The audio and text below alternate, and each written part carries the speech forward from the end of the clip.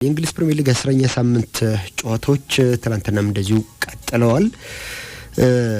ዌስትሃም ዩናይትድ እና ኒውካስል ዩናይትድ ያደረጉት ጨዋታ በዌስትሃም 3-1 አሸናፊነት ሲጠናቀቅ ጃኮብ መርፊ አራተኛው ደቂቃ ላይ ነበር ዌስትሃምን ቀዳሚ አድርጎ የነበረው። ነገር ግን የዚህ ጎል ከመቆጠሯ ከ26 ሰከንዶች በፊት ዌስትሃም እንደው በግሩም ጎል መሪ ሊሆን የሚችልበት እድል በጃሮድ ቦውን አማካይነት አግኝቶ ነበር። ነገር ግን የግቡ ቋሚ ገጭቶበት ኳሱ ከተመለሰ በኋላ ነው ያው ኳስ ሄዶ የዌስትሃም ዩናይትድ መረብ ላይ አርፎ የነበረው እና በተከታታይ 3 ጨዋታዎችን የተሸነፈው ባለፉት ሳምንታት ነጥቦችን ለማግኘት እየተቸገረ የሚገኘው ዌስትሃም ዩናይትድ አዲሱ አሰልጣኝ ኑኖ ኤስፒሪቶ ሳንቶ ላይ ጣቶች እየተቀሰሩ የነበሩበት ዌስትሃም ዩናይትድ ሊሸነፍ ነው ወይ የሚል ፍራቻ የሚል ጥያቄ ነበረ። ምክንያቱም ለሰባተኛ ተከታታይ ጨዋታ ዌስትሃም ዩናይትድ በጨዋታን 1-0 እየተመራ ነበር ወይም ደግሞ አስቀድሞ ጎል አግብቶ ጨዋታን መምራት አልቻለም ነበረ። ነገር ግን ያው ብልጫ ነበረው የሚገባውንም ድል ነው ያስመዘገበው። በትላንትናው ዕለት ሉካስ ፓኬታ እዚህ ዌስትሃም ቡድን ውስጥ ምን ይሰራል የሚያስብል አይነት ጥራት ያለው ተጫዋች ነው። ለትልልቆቹ ቡድኖች የመጫወት ልህቀት ያለው ተጫዋች እንደሆነ መናገር ይቻላል። ይህንን ተጫዋች በተመለከተና ይህ ተጫዋች 35ኛው ደቂቃ ላይ እንደዚሁም ደግሞ ስቬን ቦትማን አሮን wan-bissaka ወደ ጓደኞቹ ለማሻገር የሞከረውን ኳስ ጨርፎ ራሱ ላይ ባገባው ጎል የመጀመሪያው አጋማሽ ማብቂያ ላይ መምራት ጀመረ። ከዛ በኋላ ቶማስ ሱቼክ መደበኛው የጨዋታ ክፍለ ጊዜ ተጠናቆ በተጨማሪ ባከነ ሰዓት ኒክ ፖፕ በትናንትናው ያው ጥሩ ከሚባሉ እንግሊዛውያን በረኞች መካከል እንደ አንዱ ሊቆጠር ይችላል። ግን ትናንትና በጣም ደካማ ነበር እና ደግሞ በጣም የሚያስቅም ጎል ነው ደግሞ የተቆጠረበት። በእግሮቹ መሀል በእጆቹም በእግሮቹ መሀል ያለፈ ኳስ ነው ቶማስ ሱቼክ አግኝቶ ወደ ጎልነት የቀየረውና ብዙ ጊዜ ግብ ጠባቂዎች እንደዚህ አይነት አጋጣሚ ሲፈጠርባቸው ትንሽ ፈገግ ያሰኛል። ግን ደግሞ ያው ለነሱ ደግሞ በራስ መተማመናቸው እንዳይወርድ ስጋት የሚፈጥሩ አይነት ጎሎች ናቸው ትናንትና የተቆጠሩበት። ማንቸስተር ሲቲን በተመሳይ ቦርንመዝን 3-1 አሸንፏል። አርሊንግ ብሮት ሃላንድ አሁንም ጎሎችን እያገባ ነው የሚገኘው ተጫዋች 2 ጎሎችን አግብቷል። ትናንትና 17ኛው እና 33ኛው ደቂቃ ላይ ኒኮ ኦሬሊ 60ኛው ደቂቃ ላይ ጎል አግብቶ ነበር። ነገር ግን ቦርንመዝ በታይለር አዳምስ ጎል 25ኛው ደቂቃ ላይ በተቆጠረው ጎል ወደ ጨዋታው ተመለሰ መስሎ ነበር አቻ ሆኖ ስለነበረ ማለት ነው። ትናንት ያው ዌስትሃም ኒውካስል ዩናይትድን 3-1 ማሸነፉን ተከትሎ መግቢያችን ላይ ስናነሳ እንደነበረው በኑኖ ኤስፒሪቶ ሳንቶ የአሰልጣኝነት ዘመን የመጀመሪያ እድሉን ነው ያገኘው። ከዛ ውጭ ከየካቲት በኋላ ለመጀመሪያ ጊዜ ነው በሜዳው የሊግ ጨዋታ ሲያሸንፍና ምን ያክል ደካማ ጊዜ ሲያሳልፍ እንደነበር ማሳያ ይመስለኛል ይሄ ቁጥር ብቻውን። ከዛ ውጭ በዚህ ላለመውረድ በሚደረገው ፉክክር ገና ቢሆንም ቢያንስ አንድ እርምጃ ነው ወደፊት እንዲራመድ ያስቻለውን ውጤትም ጭምር ነው ያስመዘገበው አሰልጣኝ ኑኖ ኤስፒሪቶ ሳንቶ። በዚህ ውድድር ዘመን ብቻ ከኖቲንግሃም ፎረስት ከተሰናበቱ በኋላ ነው የዌስትሃም አሰልጣኝ የሆኑትና ድጋሚ በአንድ የውድድር ዘመን ያውም ግማሽ የውድድር ዘመኑ ግማሽ ብቻ አይደለም የውድድር ዘመኑ ሩብ እንኳን ሳይደርስ ወይም 1/4 እንኳን ሳይጠናቀቅ ከሁለተኛ ክለባቸው ሊሰናበቱ ነው ወይ የሚል ጥያቄዎች ይነሱባቸው ነበር። ግን ትላንትና የሚገባቸውን ድል ከቡድናቸው አግኝተዋል። ማንቸስተር ሲቲ እና ቦርንመዝ ያደረጉት ደግሞ ጨዋታ እጅግ በጣም ውብ ጨዋታ ነበር። በእርግጥ ፔፕ ጋርዲዮላ ነው በዚህኛው ውድድር ዘመን ደግሞ እያሳየን የሚገኘው ማንቸስተር ሲቲ ይበልጥ ቀጥተኛ ይበልጥ ቶሎ ወደ ማጥቃት ኳሶችን የሚጥል የአርሊንግ ብሮት ሃላንድን ሩጫዎች የፊል ፎደንን የፈጠራ አቅም እያሳየን የሚገኝ አይነት ቡድን ነው። ከዛ ውጭ ጀሬሚ ዶኩም ከአንዳንድ ውሳኔዎቻቸው በስተቀረ እንደው ለተጋጣሚ ቡድን ተከላካዮች አስቸጋሪ የሚባሉ አይነት ተጫዋቾች እንደሆኑ ያየንባቸው የሚገኙ ጨዋታዎች ጥቂት አይደሉም። ምንም እንኳን ቡድኑ በዚህ በውህደቱ ረገድ ትንሽ ይቀረዋል እየተባለ ቢሆንም ማለት ነውና ከዚህ አንፃር የምንመለከተው ከሆነ በትላንትናው ጨዋታ ላይ የተለየ የሚባል ይበልጥ የተዋሃደን ማንቸስተር ሲቲ ተመልክተናል።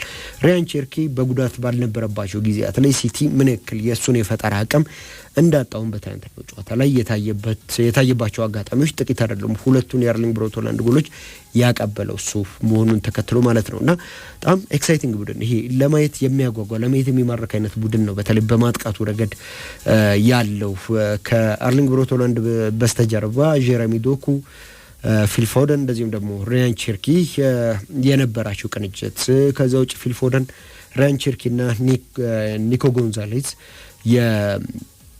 ሮድሪ ተጣዋቂ እንዲሆን ታስቦ ከፖርቶ ፈርሞ የነበረው ያለፈው የጥር ዝውውር መስኮት ላይ ፈርሞ የነበረው ተጫዋችም በጣም ድንቅ የሚባል ጨዋታን ድንቅ የሚባል ምሽትን ነው ያሳለፉት።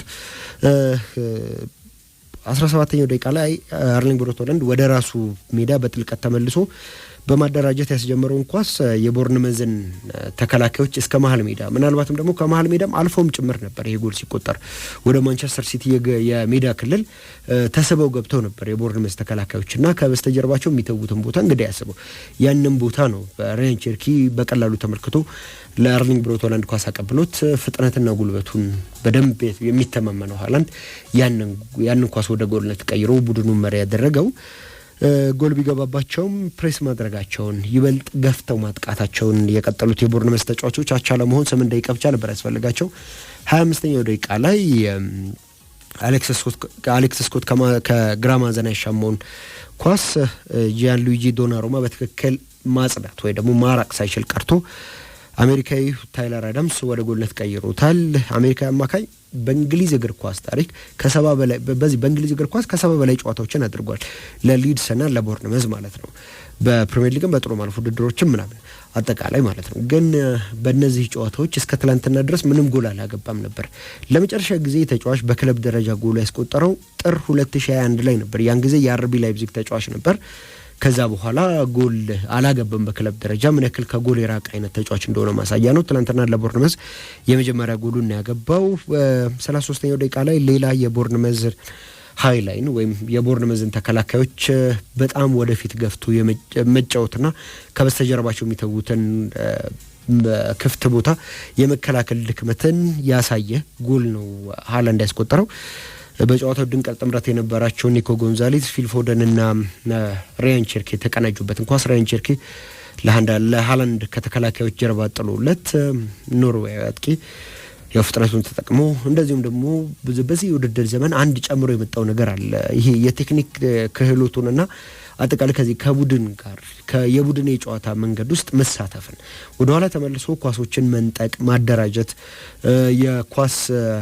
የቡድኑን የማጥቃት ሂደት ማገዝም ጭምር ኳሶች ቢልድ ሲደረጉ ማገዝም ጭምር ላይ በደንብ እየተሳተፈ ነው የሚገኘው እና ኦልሬዲ የፕሩቨን የሆነ ጎል አስቆጣሪ ነው ወይም ደግሞ የተረጋገጠ ወይም ያረጋገጠ ጎል አስቆጣሪ እንደሆነ ስለሱ ማንም ይመሰክራል። ግን እዚህ ላይ ደግሞ የቡድን ተጫዋችነትን ጨምሯል። ከዛ ባሻገር ቀኝ እግሩንም ደግሞ መጠቀም ጀምሯል እና ትላንትናም እንደዚሁ የቡድን ተጫዋችነቱን ባሳየ መልኩ ነው ለራሱ ኳሱን ያስጀምረው ወይም ራሱ ያስቆጠረውን ጎል ራሱ ያስጀምረው። ከዛ በኋላ ፍጥነቱን ተጠቅሞ ወደ ጎልነት የቀየረው በጣም ድንቅ የሚባል የውድድር ዘመንን ነው እያሳለፈ የሚገኘው ነው። ይህ የ25 ዓመት ኖርዌያዊ አጥቂ የውድድር ዘመኑ 1/4ኛ ነው ገና እየሄደ የሚገኘው። እሱ ግን ለክለቡ ገና ካሁኑ በ13 ጨዋታዎች 17ኛ ጎሉ ላይ ደርሷል። አጠቃላይ ደግሞ በክለብም በብሔራዊ ቡድንም ዘንድሮ 26ኛ ጎሉ ላይ ደርሷል። ይሄ ለብዙዎቹ አጥቂዎች ከዚህ ቀደም ለነበሩ እንደገና አሁንም ደግሞ ላሉ አብዛኞቹ አጥቂዎች በሙሉ የውድድር ዘመናቸው ቢያደርጉት ስኬታማ የውድድር ዘመንን አሳልፉ ተብሎ ሊነገር የሚችል ነው። እሱ ግን ገና የውድድር ዘመኑ ሩብ ላይ ነው ይህንን ነገር ያደረገውና በጣም የሚደንቅ አይነት የውድድር ዘመን አጀማመር ነው እያደረገ የሚገኘው። በእርግጥ ከጨዋታ መጠናቀቅ በኋላ አሰልጣኝ ፔፕ ጋርዲዮላም ከፍ ባለ አድናቆት ነው በተጫዋቹን ያደነቀው። 107 የሊግ ጨዋታዎችን አድርጎ 98ኛ ጎሉን ነው ያስቆጠረው። አለን ሺረር 124 ጨዋታዎችን አድርጎ ነው 100ኛ የሊግ ጎሉ ላይ ያደረሰው። ግን ሃላንድ ከዛ በጣም በፈጠነ ሁኔታ ምናልባትም በቀጣዩ ሳምንት ይሄንን ሊያደርገው ይችላል። አሁን እየሄደበት ከሚገኘው የጎል ማስቆጠር ፎርም አንጻር ፊል ፎደን 200ኛ ጨዋታውን ነው ያደረገው ለማንቸስተር ሲቲ ገና 25 ዓመቱ ነው። ምናልባት ከዛም በላይ ቆይታ ያደረጉ የተለያዩ ተጫዋቾች እዚህ ቁጥር ላይ ለእምብዛም ሳይደርሱ ሲቀሩ እናስተውላለን።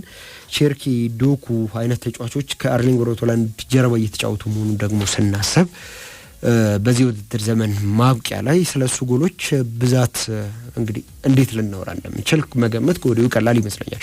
ፔፕ ጋርዲዮላም ከጨዋታ መጠናቀቅ በኋላ ያለሱ ነገሮችን ማድረግ ከባድ ይመስለኛል።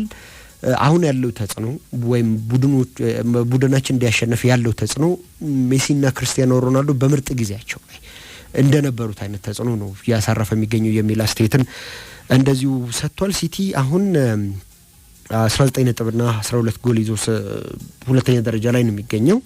ሰንደርላንድ እስኪጫወት ድረስ ማለት ነው። ዛሬ ሰንደርላንድ ከኤቨርተን ጋር ምሽት 5 ሰዓት ላይ የሚያደርገው ጨዋታ አለ። በ17 ነጥብ 7ኛ ደረጃ ላይ ነው የሚገኘው የለብሪ ቡድን። የነ ጨዋታ ካሸነፈ ሁለተኛ ደረጃን ከሲቲ ይነጥቃል። በሌሎች ሊጎችም እንደዚሁ ጨዋታዎች ነበሩ ትናንትና የተደረጉ። በስፔን ሌቫንቴና ሴልታ ቪጎ ያደረጉት ጨዋታ በሴልታ ቪጎ 2-1 አሸናፊነት ተጠናቋል። አላቬስ በሜዳው ኤስፓኞልን በተመሳሳይ 2-1 ሲረታ፣ ባርሴሎና በላሚን ያማል፣ ፌራን ቶሬስና ማርከስ ራሽፎርድ ጎሎች ታግዞ ኤልቼን 3-1 አሸንፏል። ራፋ ሚር የኤልቼን ብቸኛ ጎል ያገባ ተጫዋች ነው። በዚህ ጨዋታ ላይ ኤልቼ ከባርሴሎና የበለጠ የኳስ ቁጥጥር ድርሻ ነበረው፣ 51 በመቶ የኳስ ቁጥጥር ድርሻ። በእርግጥ የፔድሪ በጉዳት ምክንያት አለመኖር የባርሴሎና የኳስ ቁጥጥር ድርሻ በብዙ መልኩ እንዲቀንስ እንዳደረገ መናገር ይቻላል። ላሚን ያማልም ትኩረቶች በሙሉ እሱ ላይ ሆኖ ነበር ከሰሞኑ አይደል፣ ግን ለዛ መልስ የሚመስል ጎል እንደዚሁ አግብቷል። ከዛ ባሻገር አሰልጣኙም ሙሉ በሙሉ ከጉዳቱ አገገመ ማለት አንችልም የሚል አስተያየታቸው እንደዚሁ ሰጥተዋል። ሪያል ቤቲስም በአንቶኒ 2 ጎሎች እንደዚሁም ደግሞ በአብዴ ኤዛዙሊ ጎል 3-0 አሸንፏል ሪያል ማዮርካን። በጣሊያን ሴሪያም እንደዚሁ የተደረጉ ጨዋታዎች ነበሩ። ትናንትና የተደረጉ ጨዋታዎች ከነሱ መካከል በተለይ የሄላስ ቬሮናና የኢንተር ሚላን ጨዋታ እስከ መጨረሻው ደቂቃ ድረስ ድራማ የነበረው ጨዋታ ነበር። ፒዮትር ዜሌንስኪ 16ኛው ደቂቃ ላይ ራሱ ላይ ባገባው ጎል ይመራ ነበር። ፍሬሴ ነው በስተመጨረሻ እንግዲህ ራሱ ላይ ባገባው ጎል ፒዮትር ዜሌንስኪ ለኢንተር ሚላን የኢንተር ተጫዋች ነው። ፍሬሴ የተባለው የሄላስ ቬሮና ተከላካይ ራሱ ላይ ባገባው ጎል ነው እንግዲህ የክሪስቲያን ቺቩ ቡድን ኢንተር ሚላን ጨዋታውን ያሸነፈውና ሁለተኛ ደረጃ ላይ የተቀመጠው ከሊጉ መሪ ከናፖሊ በ1 ነጥብ አንሶ ተጠባቂ የነበረው ጨዋታ ሚላን ከሮማ ያደረጉት ጨዋታ ነው። ምሽት ላይ ይህንን ጨዋታ ኤሲ ሚላን 1-0 አሸንፈዋል። ስትራሂኒያ ፓቭሎቪች ነው 39ኛው ደቂቃ ላይ ጎል ያገባው። በዚህ ጨዋታ ላይ ፓውሎ ዲባላ 82ኛው ደቂቃ ላይ ሮማን አቻ የሚያደርግበት የፍጹም ቅጣት ምት አግኝቶ ነበር፣ ነገር ግን ሳይጠቀምበት ቀርቷል። ዛሬም ሁለት ጨዋታዎች ይኖራሉ በጣሊያን ሴሪያ። ሳስኦሎ ከጄኖዋ ምሽት 2:30 ላይ እንደዚሁ ነው ላዚዮ ከካሊያሪ ጋር የሚያደርጉት ጨዋታ ምሽት 4:45 ላይ ይደረጋሉ። የጣሊያን ሴሪያን ናፖሊ በ22 ነጥቦች ይመራል። በ21 ነጥብ እንግዲህ እንደ ሚላን እንደ ኢንተር ያሉ ቡድኖች እየተከተሉት ነው የሚገኙት። ሚላን፣ ኢንተር፣ ሮማ አይነት ቡድኖች ተመሳሳይ 21 ነጥቦችን ይዘው ይከተላሉ። ቦሎኛ በ18 ነጥብ 5ኛ ደረጃ ላይ ነው የሚገኘው እና ከወዲሁ በእነዚህ ቡድኖች መካከል ከዋንጫ እስከ አውሮፓ መድረክ ተሳትፎ ድረስ ያለው ፉክክር እጅግ በጣም አጓጊ በሆነ ሁኔታ ነው እየቀጠለ የሚገኘው።